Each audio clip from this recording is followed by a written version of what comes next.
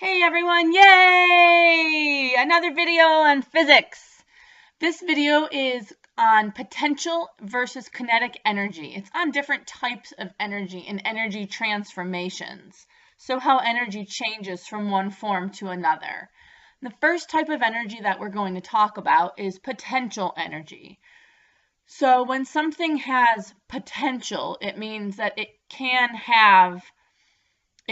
do something, whatever it comes after the word potential. So in this case, we're talking about energy, storing energy. So potential energy is energy that is stored. It can become energy that is in another form.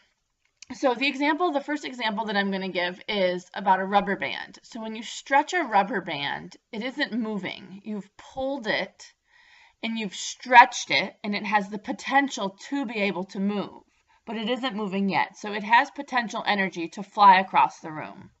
Same with a catapult. And there's different types of potential energy.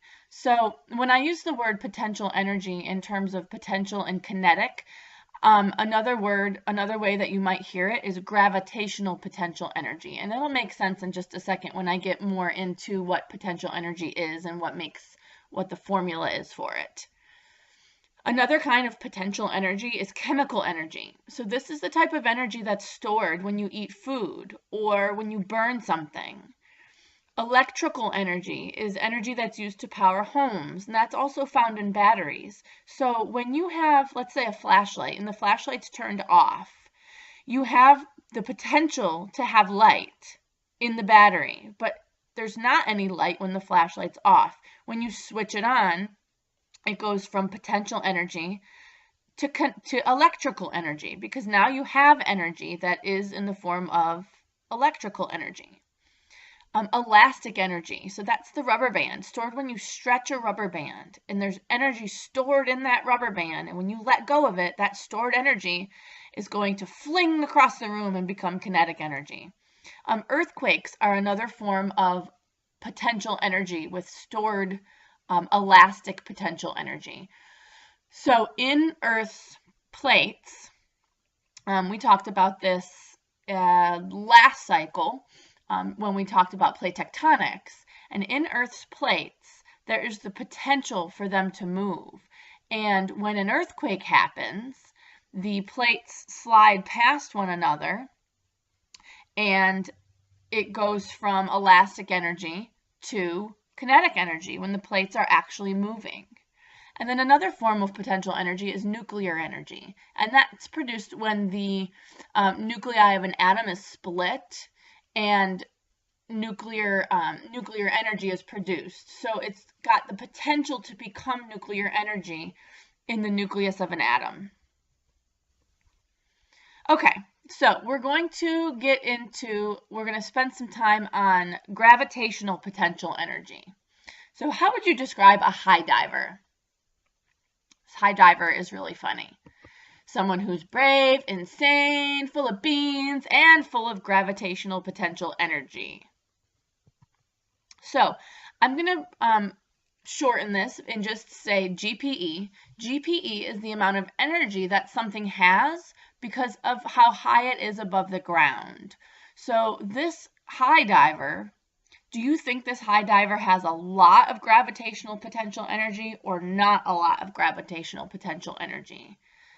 Is he high off the ground or not high off the ground? Well, let's look. He is pretty high off the ground, and if you look at the very bottom of the diving board where the pool is, you can see some tiny little people. So he is really high above the ground, which means he has a lot of gravitational potential energy.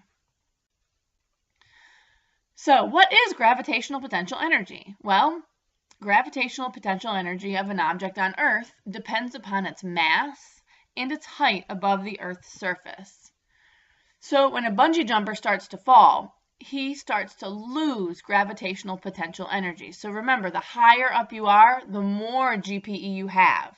So as you're falling, you're losing GPE. As the elastic cord from the bungee jumper pulls back up, he gains GPE. He gets more because his height is increasing. He's going higher up again. So you can actually calculate the gravitational potential energy using a pretty simple equation. We're not really going to be making calculations in this class. You will definitely see this in a physical science class or a physics class in high school. So I want to just expose you to it so you can see where these numbers come from. So gravitational potential energy is the mass of the object times gravity, which is a constant, so that's 9.8 meters per second squared. That gravity is an acceleration, so it's how fast things fall on Earth. And then times height, how high above the ground is this object? So if we were doing this for the high diver, we would put the mass of the high diver. So that would be one number. Then we would multiply that by 9.8. And then when we multiply it by how high above the ground he was to get his gravitational potential energy. Mass is always measured in kilograms. Gravity is measured in newtons per kilogram, meters per second squared. But we're talking about, if you convert the units, it's into newtons per kilogram because we're talking about a force. And forces are measured in newtons. And this here rounds 9.8 up to 10. And then height is measured in meters. And measurements of energy are measured in what's called a joule. And gravitational potential energy is measured in the unit joules. Again, we won't actually be making these calculations in this class, but I wanted to expose you to it so that it's not something completely foreign to you when you get to high school. Okay, so we've talked about gravitational potential energy. We spent a lot of time on that. So when something is high off the ground, it has a lot of gravitational potential energy. Now, when it's falling, we talked about the gravitational potential energy goes down. Well, energy doesn't just disappear. It's the same kind of concept as in chemistry, where law of conservation of mass, matter cannot be created or destroyed. Same with energy. Energy doesn't get created or destroyed, it just changes forms. So when you're losing one type of energy, you're actually changing into a different type. And with potential energy, when you are losing gravitational potential energy, you are gaining kinetic energy. It's type. So the word kinetic, and we've talked about this word a little bit with telekinesis, when we talked about mitosis and meiosis, and how the cytoplasm splits into two, cytokinesis, and it pinches off, and you have two different cells, and that means moving. And so now we're talking about kinetic energy. So it's the energy that an object has because it is moving. All moving things have kinetic energy, but the amount they have is not just dependent on how fast they are moving. What other factors do you think would affect the kinetic energy of a moving object? In this picture, we're going to come back to this picture at the end and really talk about the different kinds of energy that we see going on in all the different parts of the picture. Okay, so you guys have a diagram off to the left on your guided note sheet of this. This is called a pendulum.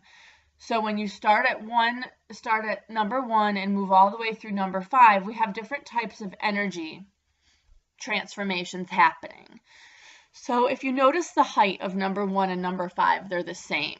So we can say that number 1 and number 5 have the most potential energy. Which number do you think has the most kinetic energy? If we were moving from 1 to 5, we held that ball on a string up and we dropped it, and it moved from location 1 all the way to location 5. Location 1 has potential energy. As you move into location 2, the potential energy is going down because its height is lower. Move into location 3. It has the least amount of potential energy and the most amount of kinetic energy because it's moving the fastest at that location. And then 4, it's losing kinetic energy, but it's gaining potential energy because it's going back up in height. And 5, it's going back up in height to the same height it was at 1. So now you've got all potential energy and no kinetic energy, it stops for just a second. And what do you think it's going to happen at step 5? It's just going to stop there in the air? Nope, it's going to swing back down. And it's going to go back and forth until it loses potential energy, until it doesn't get high enough to get any more to make use of gravity, and it will eventually stop at point 3 where it will be at rest. A really good example for potential and kinetic energy is with roller coasters. So if you look at the hill on the diagram, hill A, this is also on your guided note sheet. Potential energy is highest at hill A because it's the biggest hill. Remember, it's dependent on height. So hill A has a ton of potential energy, not a lot of kinetic energy. Actually, when it stops at the very top, it'll have 0 kinetic energy because it's not moving. Just for a second. And then as it goes down hill A, it's going to gain a ton of speed, and it's going down in height. So if you look at B, where it's the little red car is at B, potential energy is really low and kinetic energy is really high. So whenever you have high potential energy, you always have low kinetic energy, and whenever you have low potential energy, you have high kinetic energy. They're opposites. And notice something else. Hill B is smaller than hill A. So hill A gives you all the energy you need to get over hill B. Would it be possible to build a roller coaster that had a higher hill B compared to hill A? Would it have enough energy to get up and over hill B? Think about that for a second. And think about any roller coaster you've ever been on. Where is the highest hill typically located? Or not typically, always located. You guessed it, it's the first hill. The first hill has to be the tallest because that first hill is what gives that roller coaster all of the energy it needs to get through the whole rest of the ride. Isn't that cool? It's just a shift and transformation of potential and kinetic energy back and forth in roller coasters. So kinetic energy, again, I'm going to give you the equation. You will not be calculating it in this class, but again, I want you to know where it comes from. So kinetic energy can be calculated using this equation, 1/2 times mass times velocity squared. So again, it's the mass of the object times how fast it's going, velocity squared. So doubling the mass of a moving object doubles its kinetic energy. Okay, so if you have something and then you double the mass of that object, kind of like we did with Newton's race for the second law, where we doubled how many washers were on the car. So we doubled the mass, which doubles its kinetic energy. However, when you double the velocity, so meaning when it goes twice as fast, that quadruples its kinetic energy. And this is really interesting because this relates to speed limits and safety. So if the velocity of the car is slightly above the speed limit, its kinetic energy is much greater than it would be at the speed limit. And that means that it's more difficult to stop the car and there's more of a chance of an accident. And if the car does collide with something, then because it's got so much more kinetic energy, it means more of that kinetic energy, that moving energy from the car, will be transferred to whatever it hits, causing more damage. That's why when you are driving, that's why speeding is so dangerous, because it literally quadruples the amount of kinetic energy that your car has, which that's why higher speed limits, getting into an accident at a higher speed, creates so much more damage, is because you have so much more energy being transferred. So there is purpose in speed limits. So please be, when you start driving, please be mindful of that and remember this part of your lesson. Okay, so this is cool. Who has the most energy, kinetic energy, Rita or the cat? Okay, so Rita is sleeping, the cat is moving. Who has the most kinetic energy? Well, the cat, because the cat's moving. We're going to look at this picture and we're going to pick out a few things to talk about. So we talked about several different types of potential energy. So we talked about thermal energy and electrical energy and chemical energy. So we're going to look at this picture and see if we can pick out a few different types of those different types of energy.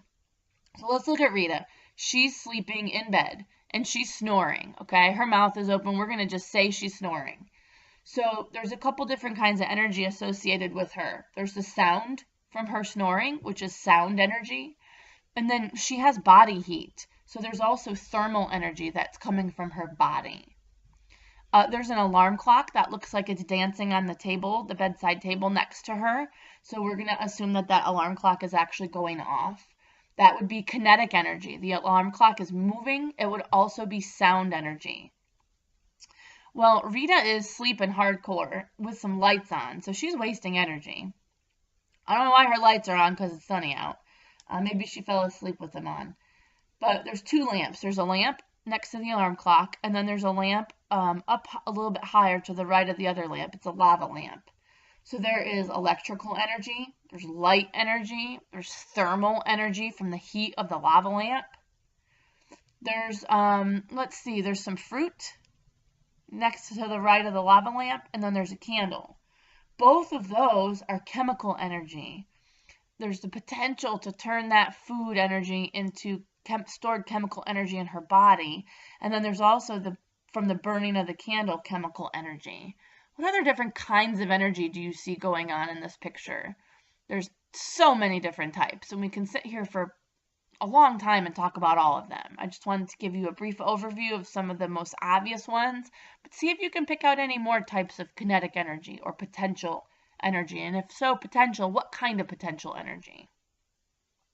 All right, guys, we will be doing lesson check-ins for potential energy, so please make sure that as you do these videos, you write down any questions you might have about anything that wasn't very clear for you, especially if you've gone back and listened to it again and you still don't understand it. Make sure that you get a lesson on anything you need a little bit of reinforcing on.